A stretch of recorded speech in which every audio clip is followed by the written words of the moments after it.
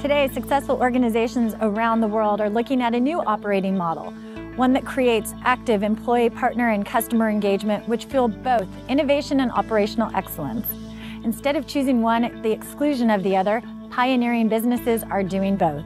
We met with 3 executive thought leaders who are breaking through traditional business barriers to engage people in new ways and create sustainable business advantage. The new paradigm, commonly referred to as the power of and, recognizes organizations with environments that are personalized and pervasive, agile and efficient, open and controlled.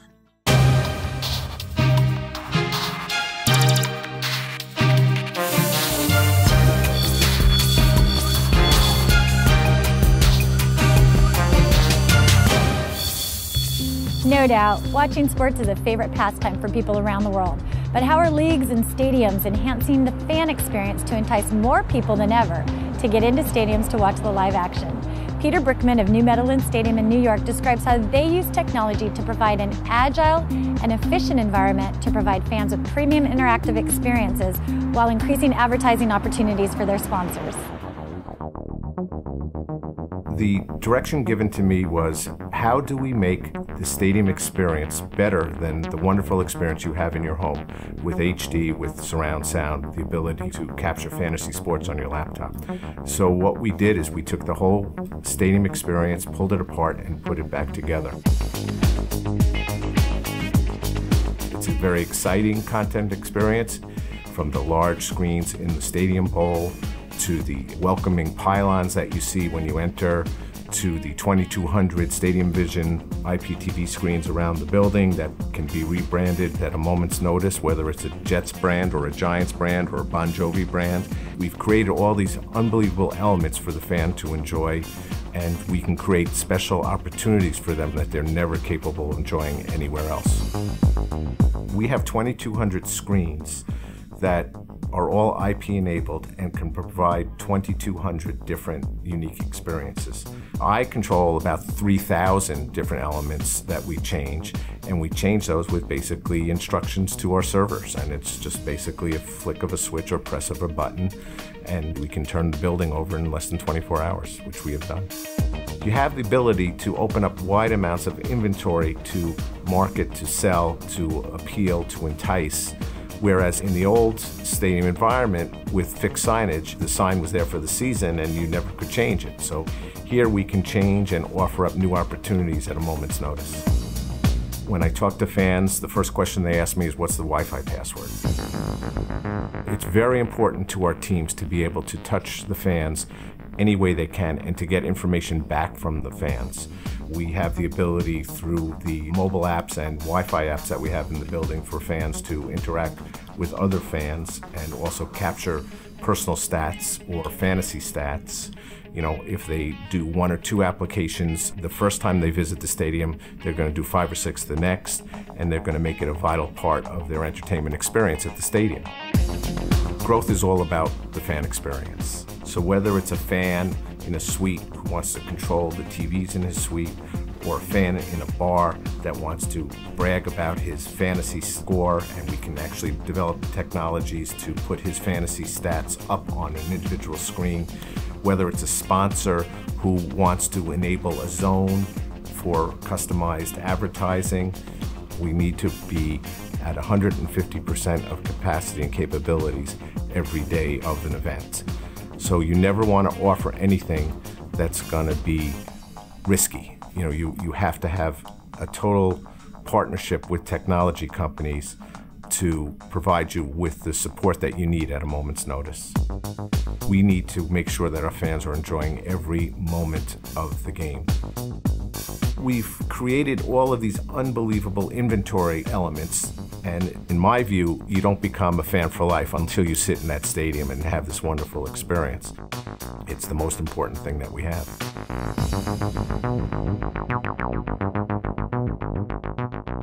At research universities like Cambridge, vast amounts of information, including research, lectures, and student projects, are constantly being created and disseminated.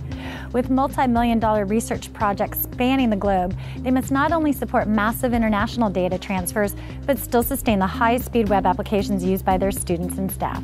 Dr. Ian Lewis shares his insight into how University of Cambridge provides an open and controlled data interface between researchers, academics, and students.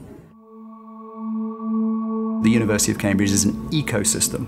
We actually have 40,000 people that we're directly supporting. We have something like 20,000 students, both postgraduate and undergraduate. The university is split into something like 140 departments, which is the key structural component of the university within which each area of research is undertaken. The network that we provide that spans the whole of Cambridge has got 130,000 connected IP devices on it. There's probably half as many again who are working in the local affiliated research hospital. The Theological Federation that's also in Cambridge is all connected. The question is how you can deliver appropriate information in the appropriate way that dovetails with the education they are being given to that platform. We have something like 250 different applications that are being delivered to desktops across the university. The use of desktop video tools, the students are pretty enthusiastic about. There are still times on our network when video represents 50% of the traffic, and it's students that are pushing that traffic. Well, there's relentless thrust of expectations in what a student is going to be able to do, or a tougher challenge, frankly, is what the researchers are going to be able to do. The Large Hadron Collider in Switzerland, where we certainly have the High Energy Physics group at Cambridge, there are researchers in that group that are analysing vast quantities of data that are spewing out of that Large Hadron Collider. They're able to open a video conference session in the morning, leave it running all day, and they need that level of productivity, otherwise they couldn't be in Cambridge. They'd have to get on a plane. When you look at our network, and when I do describe data being transferred from the Large Hadron Collider, or I could talk about DNA sequencing data being transferred from our research medical facility in South Cambridge up to, say, the Biochemical Sciences Department, which is in the middle of Cambridge, we're talking about volumes of data in the petabytes, and today they're able to do that in Cambridge. A couple of years ago, that would have been inconceivable that they would have been able to perform that role, perform that research, do those analytics from Cambridge. They would have to be parked in Switzerland to be able to do that research. From their desk, they can do video. From their desk, they can use collaboration tools. And that is an area of strategic investment for the University of Cambridge, as we're investing in resources to mean that you don't need a PhD in computer science to use these tools. But the architecture and the strategy behind it is already positioned so that as it moves from audio to video to seamless connectivity, whether you're at home, in the office, on a wireless device, on a wired device, those things are already in place. Cambridge has been around 800 years. We're planning for another 800 years.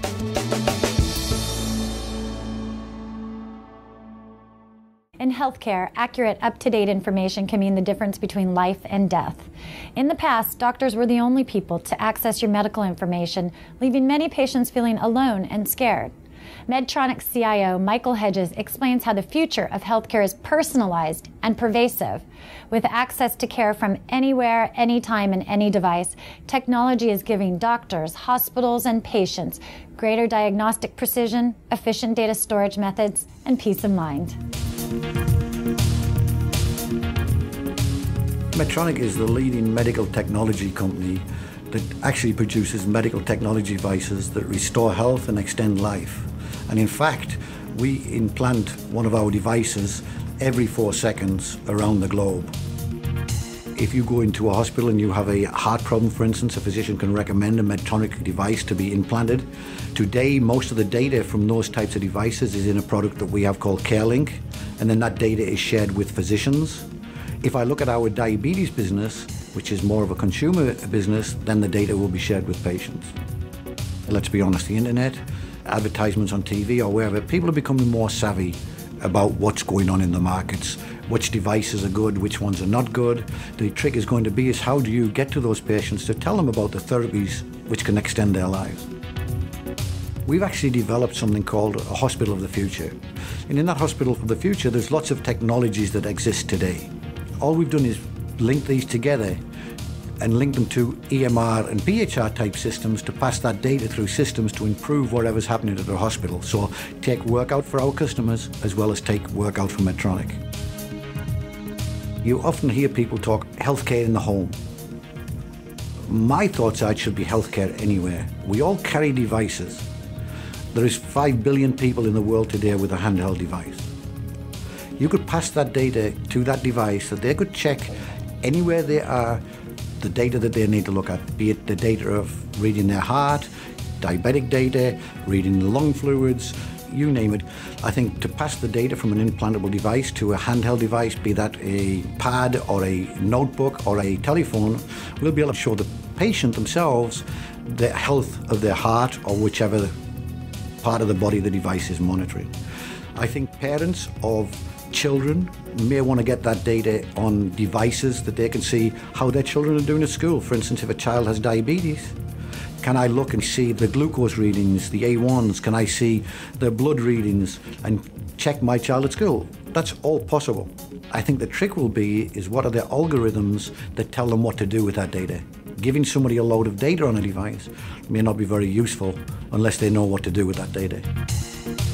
The real-time treatment of a patient is going to be when the patient themselves see the data, they can pick up the phone and call somebody.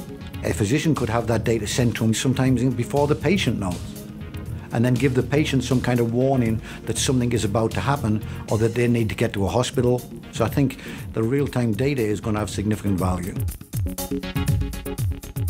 Right now, if I look at the amount of work and duplication done in a hospital, it is really significant. And if we could innovate and integrate all that data, I know we could take out significant costs and improve the work that the physicians do. I'm Carrie Kreinock, and thank you for watching Executive Viewpoints.